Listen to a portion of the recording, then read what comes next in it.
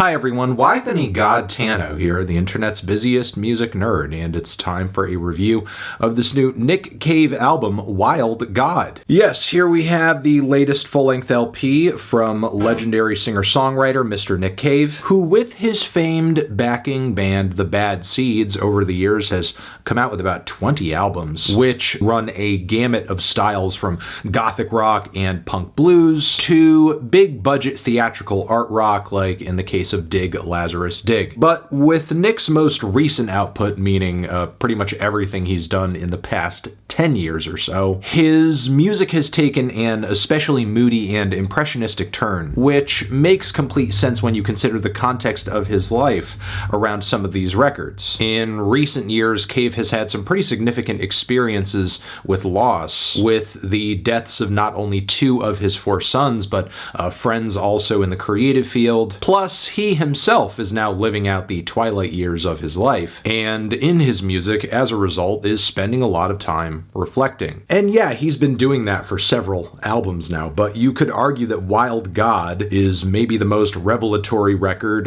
he has done since heading in this direction. Not to say that I think it's his best, but there are some noticeable improvements. Some fans may prefer the overall brighter production and a more hopeful attitude of this album in comparison with an LP that is as dark as Skeleton Tree, or maybe one that is as slowly paced as Push the Sky Away. And as good as much of the songwriting on Ghosteen was, the mastering on that record was horrendous. Thankfully, there's a lot more breathing room to be had in the mixes on Wild God, which is important considering how good and ambitious a lot of the instrumentals on this record are, as there are some really impressive and beautiful orchestral touches on some of these tracks, as well as just gargantuan and gorgeous group vocal sections, which really bring home the gospel influences on a few of these tracks. So yeah, needless to say, Nick Cave and Warren Ellis just continue to make for an amazing production team. But when it comes to the lyrical content behind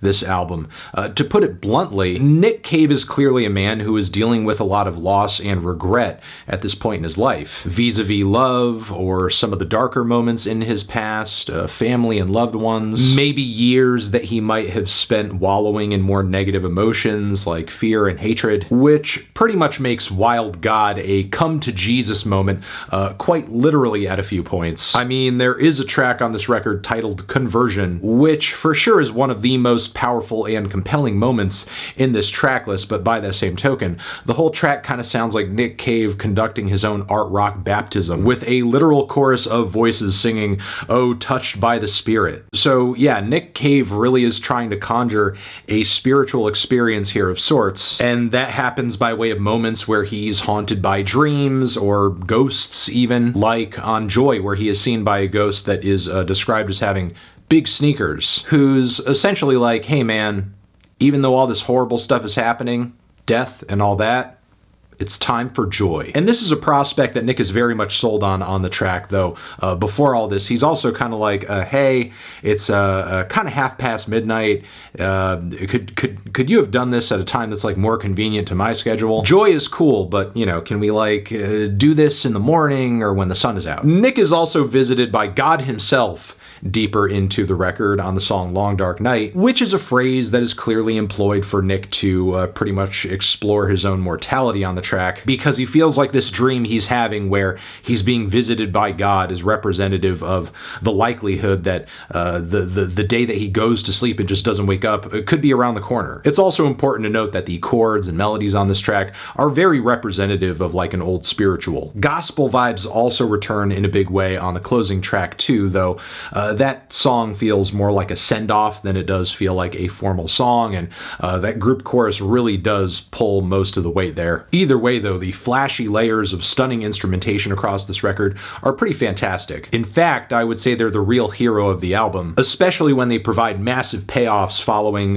kind of tedious, meandering songs that don't really have a whole lot of structure to them, at least at the start. In this respect, a lot of the writing on Wild God shares quite a bit in common with Nick's past 3 records, but at least now with this record, as Nick is kind of ghoulishly crooning his way through these religious epiphanies, we eventually get pummeled with these gorgeous, massive crescendos and bursts of instrumentation that provide at least a bit of finality, be it through, again, on the song Conversion, or on the theatrical rock opera-sized finish of the title track, or even with the soaring string sections that top off Frogs.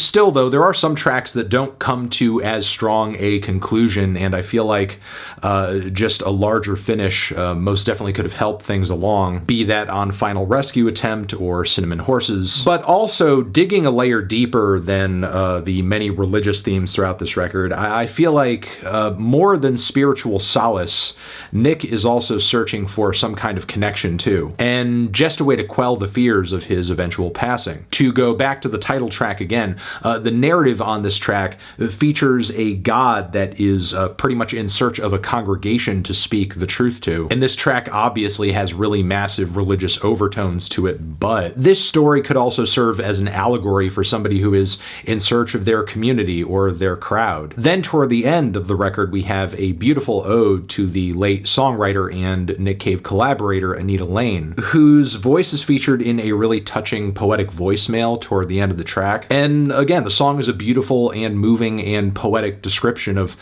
Cave's perception of her, of his feelings for her, but what looms much larger than that is just the feeling that fuels this track, that Nick is longing for something, a feeling or a connection that I think he knows that despite all of his efforts, all of his searching, just may be gone. Like, he'll never get something like that back again. And I think it's actually kind of massive and really speaks to what is really fueling this album, that this track, which is really like the last final complete songwriting thought of the record, as again the closing track is really more of a send-off. But yeah, this track and Long Dark Night are like the two closing statements of the record. So again, you have to wonder, is Nick genuinely having some kind of like real, authentic, religious, profound realization here, or is he just merely fearing death? And in that sense, I feel like the record is lacking a bit of self-awareness, because he's not exactly being upfront about that. Even with the opening track, Song of the Lake, being as meta as it is, as the